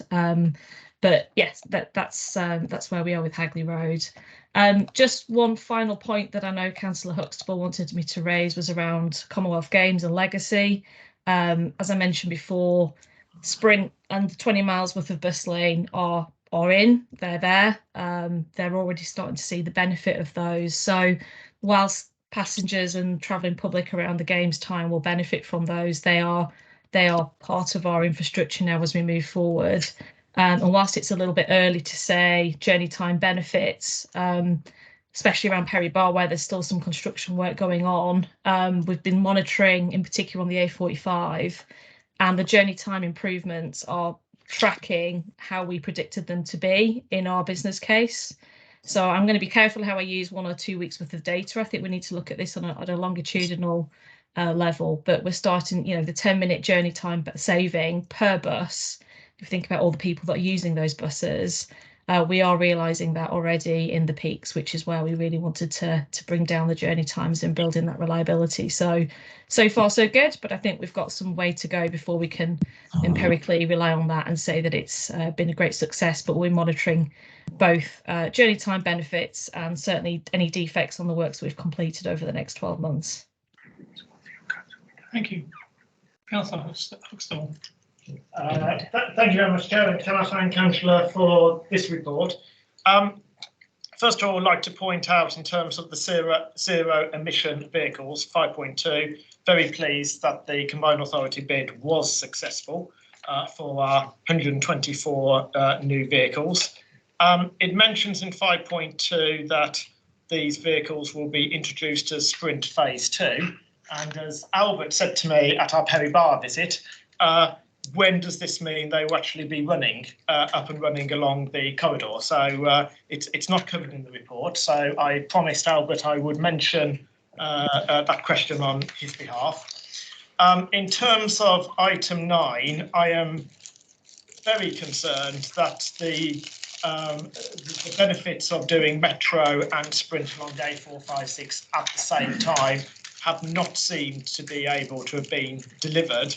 And as we say, 9.6, there is concern within the Sprint team that there does not seem to be sufficient budget left in order to complete the works, and more work is required to understand what remains in the budget and a revised works estimate provided. And I know it's a bit late to actually do anything now, but we have to learn from these in terms of projects going forward to find those efficiencies in terms of the taxpayers' money we are actually spending on the delivery of such public transport schemes. And I would hope that we would get a further update, as Angela has indicated, in terms of how we are now actually going to deliver it, because as Angela has pointed out, we need to do the A456 Hagley Road so that both the corridor to Dudley and the corridor to Howes Owen can be delivered, because the A456 is instrumental for the delivery of both of those Sprint schemes, as indicated in 8.1. But just something a bit more fundamental, and this question was asked in our group meeting. for those of us on the Transport Committee for some time, we know exactly what sprint is. It might be very useful, Angela, to inform members of the committee what sprint actually is and the benefits that sprint will deliver in terms of what the network will actually look like. I think the best way I explained it was that it's a metro vehicle on rubber wheels with priority measures and in terms of rapid transit. But that's very much put in layman's terms, and a bit more detail for especially new members, I think, would be appreciated. Thank you very much, Chair. Thanks. Angela? Do you like me to come back on that? So if I think there's two things there. In terms of timescales, so there's possibly other people in the room that can talk about Zebra as much as I can, but for me, the infrastructure for Sprint Phase 2 really needs to be coming to an end at the end of 24, 25, early 25. And the reason for that is the Zebra bid included for 100 hydrogen buses, but also 24 articulated. And it's the articulated vehicles that we'd be looking to bring onto the Sprint route and ultimately offer that Sprint service. The reason I say 24 is that's a good time without it being too long for us to mobilise and agree, contract and deliver what we believe Phase 2 will be within the £56 million budget envelope that we've got. But also it's going to take that amount of time to understand who the operator will be that will benefit from that Zebra funding, for them to then get the specification right for a supplier to then produce and build those vehicles, and for us to get those onto the network and tested. So if we think we're sort of towards the end of getting, well, sort of July 22 now, I think by the time we've identified an operator, that's going to be towards the end of the year, and then we're looking at 2 years post that. So that's our focus timeline wise, and that's really is to dovetail the delivery of the infrastructure with the introduction of the vehicles. Just very briefly on what is a Sprint. So on our transport hierarchy, we've obviously got rail, we've got tram, we've got conventional bus, and bus is such a huge part of our market. But where we've got key corridors where we think there is real opportunity for growth in demand, or we feel there are areas where there is a lot of journey time unpredictability, it's a combination of the two. It's where we think we can get reliability in for the right number of people that will really encourage that reliance on public transport and also generate mode shift. So it's a combination of things. It's the vehicle, it's the journey time reliability, which is delivered through the infrastructure and the off-board multi-door boarding, but it's also the journey experience for the passenger. So the shelters, the safety, the lighting, how people access their tickets and products to use those services, and how they experience it on vehicle is the combination of things that will enable Sprint to be successful. So it's no one compartment in itself. It's got to come together as a whole package. And we will start to see some of those benefits in journey time, but the whole package won't really come together until the end of 2024. To compare it to Metro, if I was, obviously it's road based, as Councillor Huxtable said. Thank you for your description on that as well. But Sprint can be delivered quicker than Metro, and it's not as costly as Metro as well. So we try not, it's not the cheap alternative, but it's just in the blend of infrastructure that we've got to deliver within, where we've got key corridors, where we feel like there could be high demand and we want to improve reliability. That's really where we're looking to provide those investments, and the regeneration benefits for us as well. So I know, delivering a route that goes all the way from Walsall through Birmingham into Solihull with a direct route is a real opportunity for the West Midlands and providing that connectivity. So it's all those things coming together. It's not one of those in itself, it's the whole package. I'm not sure what I can say about the Metro side of things. I feel my frustrations probably come through in that report a little bit, but yeah, I think perhaps we need to, and we do work with our Metro colleagues, but we do understand current status is as written in the report, and we need to understand where we are with that overall cost and the delivery programme around that. And just to give you reassurance, Councillor Huxtable, it's not holding us back in looking at the full corridor there for Hagley Road. That particular investment was just for that first 50 metres from Five Ways. Along the Hagley Road, there is a whole corridor there that we need to address, and my colleagues are certainly working on that and the wider master plan and opportunities there. I think that's answered the questions. Have I missed anything? Thank you. I've got Councillor Coonan and then Councillor Akhtar. I just want to ask about the I'm sorry, Chair, I can't hear you. Can you hear me now? Pull it forward. Bring it forward. Right, just want to ask about the equality impact assessment. You said you've done an assessment and identified some issues and working on mitigating factors. Can you just share what you identified with the EIA? Apologies, is that taken from the report, quality impact? Yes, page 43. Haven't got the full pack. Do you know what section that is in the report? Apologies. Page 43, point 15. Okay, so equality. So every element of what we're doing has to be assessed for how we're going to impact on all user groups, right from how we delivered the infrastructure, the shelters, the curbing, the heights, the boarding. We actually brought in an 18-metre articulated vehicle up from Stansted just after completion, so we could do some testing to see how flush the curbing would be with a vehicle for boarding around wheelchair and accessibility in that regard. So it really is a key part of everything that we're doing.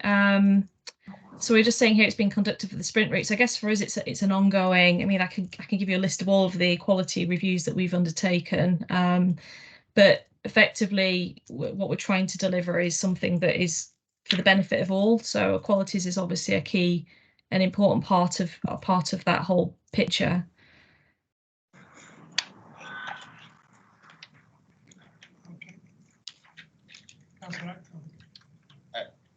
Thank you, Chair. Angela, on page 36, you've given us 7 routes.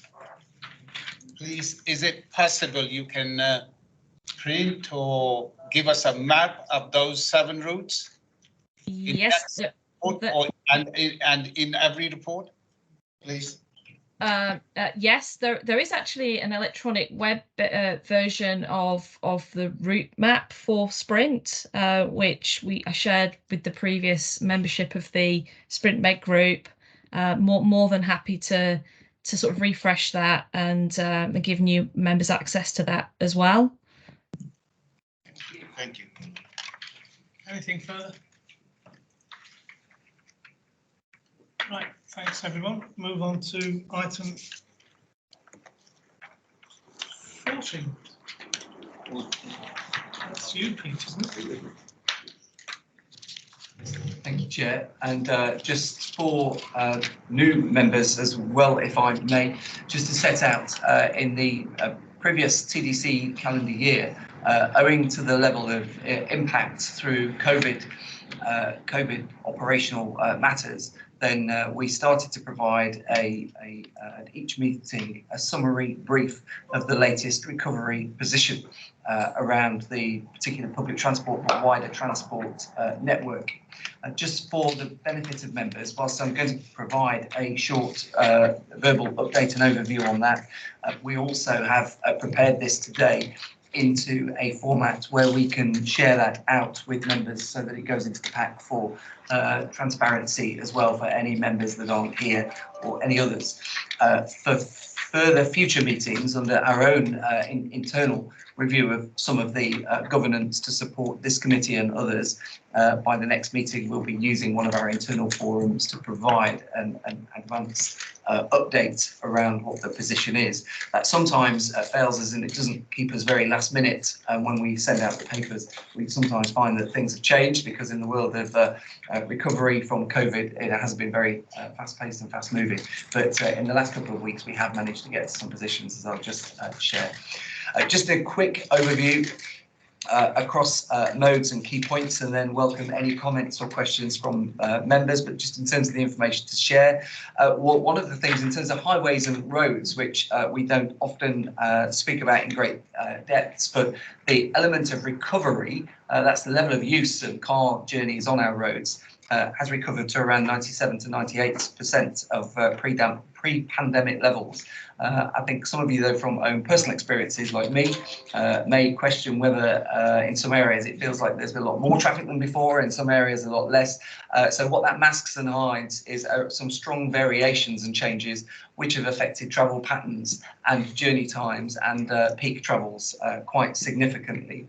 And one of the things that we will be utilising in the forward plan is the ability just to bring a bit of summary data around that.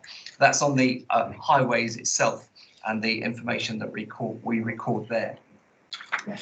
In terms of the metro service and service recovery, members will be aware that actually metro as a mode has recovered to or be sometimes over 100% of pre-pandemic levels, and of course will be aware that there were some more recent challenges around metro service delivery. But since metro has been back into service on a frequent service between Wolverhampton to Bull Street in Birmingham, the recovery of patronage in that arena is around 70% at the moment. So it's come back very quickly since pre-COVID. Just a couple of other areas around metro service. In the last week, buses will be back onto Broad Street along the metro route since June, and operating. And just this week, Metro will be handing over the underpass at 5 Ways, so buses will also return to operation in that arena from this week as well. We are currently awaiting confirmation of the opening of the extension date, because Metro is also due to extend in service to Edgbaston ahead of the Commonwealth Games in the coming weeks. And that also will allow the ability to introduce a 12-minute frequency across that area. A short update across the rail network. The rail recovery for patronage still hovers around 71% of pre-COVID levels across our regional rail network. There have been some short-term spikes in driver sickness, which have affected some operational matters over the course of the last week or two particularly. And of course, rail services were affected through June from the industrial action which took place. We are monitoring very closely, of course, that recovery, but we are seeing some increased number of journeys where peak time has become quite significantly used again to pre-COVID levels. Across the bus network, we're still seeing between 82 to 84% of patronage recovery. So from pre-pandemic, there is a stronger commercial recovery and a slower concessionary recovery masked within there. And there is a stronger weekend recovery and a slower weekday recovery. So we're seeing less passengers or less speedy return on Mondays to Fridays, increased over the weekends, and we are needing to encourage concessionary passengers as well back onto the network. Bus funding has just been secured in the last couple of weeks with government to provide and maintain 92.2% our current existing network of services until the end of August 22. So that covers us through Commonwealth Games period, and the further funding that has just been announced is aimed to support a bus network of around 90% of pre-pandemic miles, so up until the end of December. But one of the things we are now required to do by government is work with our bus operators, our commercial operators, to look at a network review of bus services to start on the 1st of January 2023. You may, Andy Street, when he called earlier, mentioned about the impact in other areas. Funding expires for most areas of the country up and down at the end of September. For us in the West Midlands, that happens to be the end of December. Just quickly on ring and ride services as well. We have been looking to see what increased levels of patronage are coming back on ring and ride. It still hovers around 30% of pre-pandemic levels. So we're still missing 70% of our customers on ring and ride from pre-pandemic times. We are looking to put some more buses back into the system as well for August to cope with some of those that are coming back. And that will allow us to have a target marketing campaign for September to all existing and potential new customers as well. Yes, is that for all the buses, that marketing? That's particularly for ring and ride, but there are proposed marketing campaigns that we're working on with government as well around wider transport. And just going to mention quickly on customer information, we have a plan in place to maintain all customer information through any Commonwealth Games disruption and changes. And there is a plan also to work with the government. The Department for Transport are suggesting that we should be working closely with them on a plan to promote all public transport, including bus services, through the later part of 2022. The final point around whilst bus service improvement plan, which there will be an update comes in September with the enhanced partnership, and whilst that is more around bus transformation rather than bus recovery, it is worth just noting to members that there are some critical elements of our bus service improvement plan which we hope will aid and help and assist with network recovery, particularly around buses.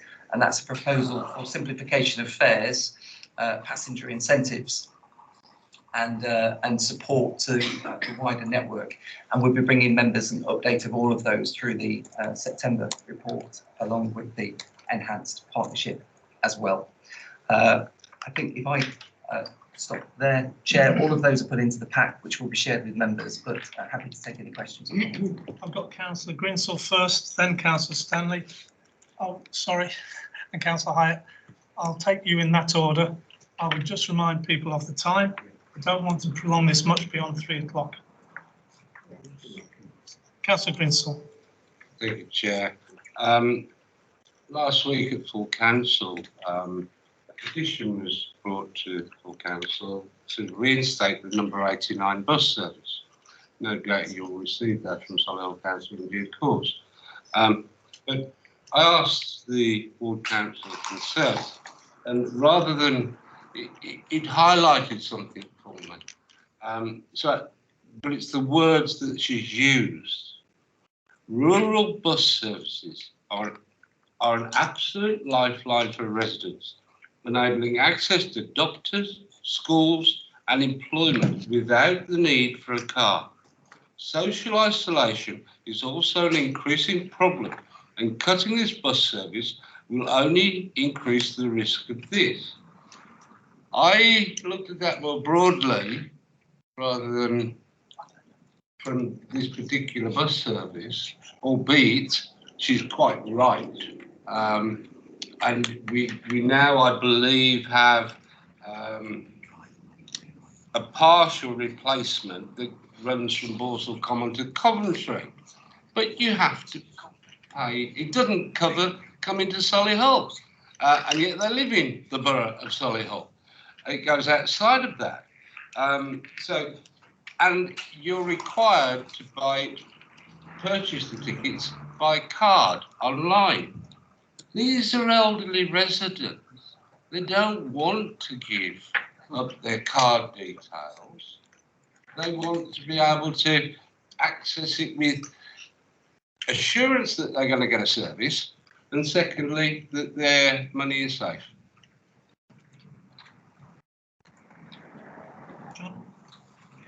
Thanks, Councillor Grinsell. We'll have a look at the detail of the petition when it comes in. Have a copy now if you like. Yes, I'll take it off you afterwards if I can. But just to give you some reassurance that Service 89 is still operational at this moment in time. But we'll have a look at the detail of that to understand it a bit more. But just to make you aware that we have been in contact with users and residents in the area regarding that service and how it operates.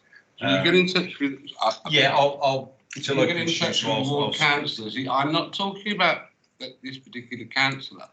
Where you've got rural bus services, do you communicate and consult with ward councillors? Because in my view, you should be. Absolutely. I mean, you know, Peter mentioned the network review that we'll be undertaking in the coming weeks and months ahead of the 1st of January. And obviously a key part of that will be the engagement process with councillors, ward members, parish councils in the case of the rural areas that you've referred to, Councillor. Councillor Stanley. Thank you, Mr. Chairman. I'd like to come back on the remarks that Mr. Bond and Mr. Hayes have just made. To trouble, we are not consulted. We had some major changes to the bus service since last August. Not one ward councillor in Dudley was consulted about these changes whatsoever. And I thought that was very disappointing. And services being advertised, people went for buses, it never turned up. It was as bad as that. I did complain at the meeting, if you remember at that stage as well, about the flags not being changed, which was confusing. And we've still got the problems still going existing today over timetable. But Mr. Chairman, what I'd like to do is come to the point. Recovery on buses will only be completed once you get a reliable service.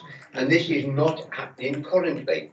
I go out on the network, Mr. Chairman, the same as yourself. Over this weekend, I found it diabolical on 2 services alone. I don't want to be parochial at this meeting because you asked not to go along that route. Speaking to the drivers, a lot of the problems are arising from the garages. All the drivers do is getting the flash from the patrons using the bus over various problems. My colleague, Councillor Huxtable, had just moved away and he suggested perhaps we may make visits on the bus user side of this business to the garages to find exactly what's going on. And one of the things I'd like to highlight very, very quickly, if I may, sir, is Wolverhampton on Saturday. The number 1 is supposed to run about every 10 minutes. It took 3/4 of an hour for the first one to arrive when I got off the train and stood in Bilston Street by the police station waiting for it. We all got on there. By the time we got to Stoke, it was packed out. By the time I got off in Gornal, I've got 3 empty buses already. Now, surely with the cost of fuel today, to run 3 empty buses at the back of a pool is absolutely absurd. And all this is coming from the garage because they have the opportunity of doing what we class as being an adjustment with these services, and they are simply not doing it. Now, it looks absolutely stupid to the general public out there when you've got a bus full to capacity and 3 behind it with not a soul on. Just, Chair, to come back on that, and I know we don't have the time to go into those, but I think some of the general points that the member makes are absolutely relevant. We have been talking to the operators about levels of challenge around service delivery. Some of that has been impacted, as we know, over recent months by driver shortages. However, there are also those issues that have been highlighted there around numbers of vehicles, etc. I think maybe the suggestion about how we look at interfacing this on a garage level is a good one, but I think also I think maybe some of those points that are made we can pick up in a more general sense and come back and even consider whether we bring the operators in to respond to that to the committee as well. Yeah, I've been thinking about this quite a lot because it is really quite poor out there very often. It's quite true what Councillor Stanley says, and anybody who's using the buses, certainly in the Black Country, will have that feeling, probably elsewhere as well. What I wondered about was, is this come for an early briefing session on a TDC morning? What do you think, members? Yeah. Okay. But Chair, we need operators. Yes. If when we have a briefing or when we have a meeting or we have a bus report, then the operators must be here to answer the questions. What I'm suggesting is we get the main operators into a briefing session in the first instance. Thank you, sir. Okay. Anything further on this one? I've just got one point. Sorry, Carol. Just to check my understanding, you've got funding till December for buses. You've got a network review in January. But at the end of the year, which is November, December, you'll be having a publicity campaign to get more people onto a bus service that you don't have if you've got the funding to go. Is that correct? Indeed, timing is one of the key challenges, and one of the things I didn't update on is that, but I've only seen it reported this morning in the Times newspaper. There is a government initiative that we think is potentially been publicly reported this morning that will look at having a maximum fare on bus services across England as early as October and for a limited period of time.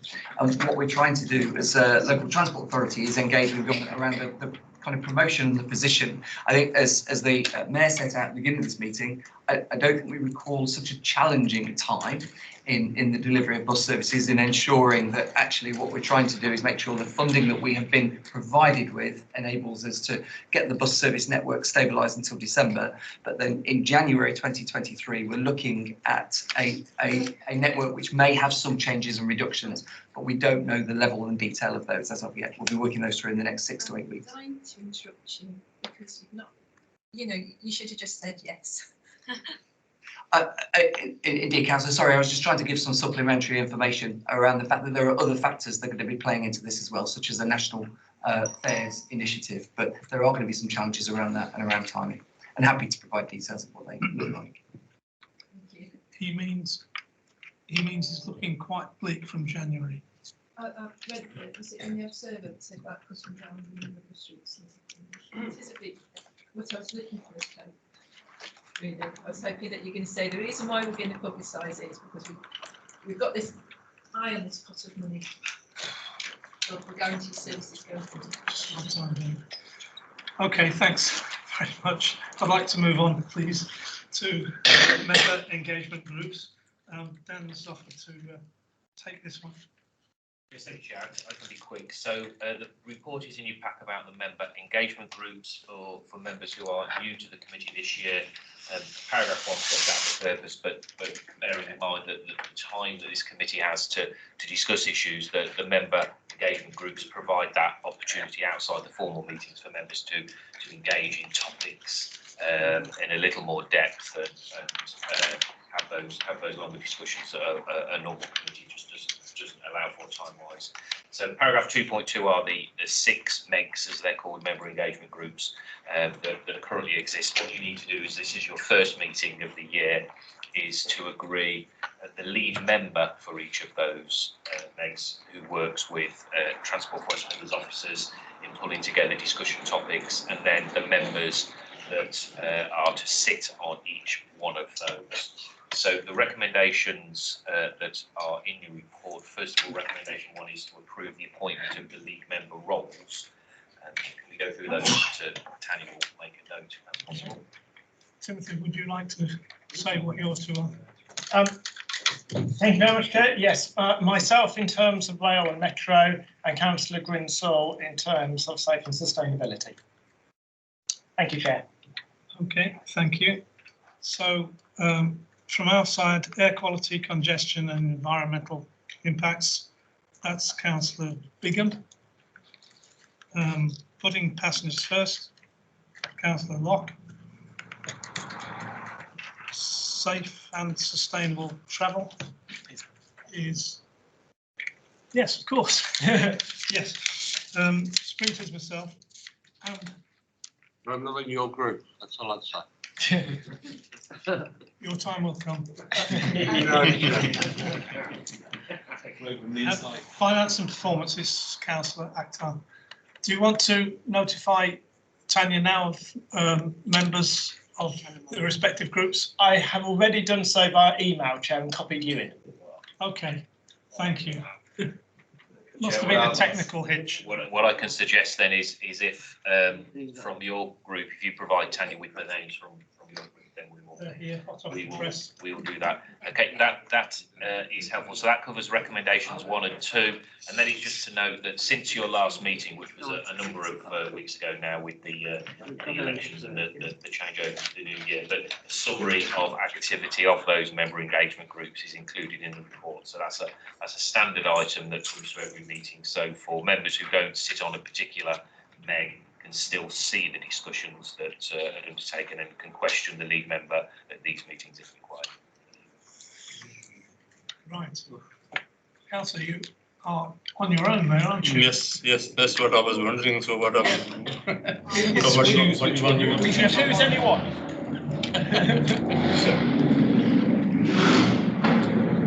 Sorry. Okay, I'll be going along with the conservative group at the moment. Is that all right? Well, you've got a choice of which member engagement group you would like to. I'll run through him after you. Yeah, which ones yes. are. Okay, as long as Tanya knows. And I'll pass these on, Tanya. Okay. Is there anything on 3, the report of the 2 Megs? You agree? Yeah. Okay. So, Meg, chairs or lead members, could you think about when your first meeting is and then liaise with the respective members to get a meeting together? I do want to get a sprint one in before the holiday break. Okay. Right. Last is item 16, WMCA Board Transport Report. To follow. Yes, thank you, Chair. It says to follow in your pack and is still to follow. So this was or is going to be an item on metro affordability and around the Briley Hill extension. The Combined Authority papers were sent out last Friday, which would then normally allow yourselves at this meeting to consider it. The report is still being worked on, as you'll appreciate. It's a fairly complex issue, and so it hasn't yet been published. That is why it hasn't been sent on to you. What I will say though is as soon as I've received it and sent it out to the Combined Authority board members, I'll also copy it to you. And Chair, I think you have a suggestion as to how they may feed back to you ahead of board meeting on Friday, if they've got any comments. Yes, it's understandably it's a confidential report, so I can, or Tony would forward that to you in confidence ASAP. If you've got any comments, just come back to me before Friday morning, and then I'll raise any issues that I'm allowed to raise on your behalf at the meeting. Thank you. So date of next meeting, Monday the 12th of September. So that's it. Thank you for your patience and your contribution. Thank you all. Very good. Thank you, Chair. Hello, Chair. See you, Councillor.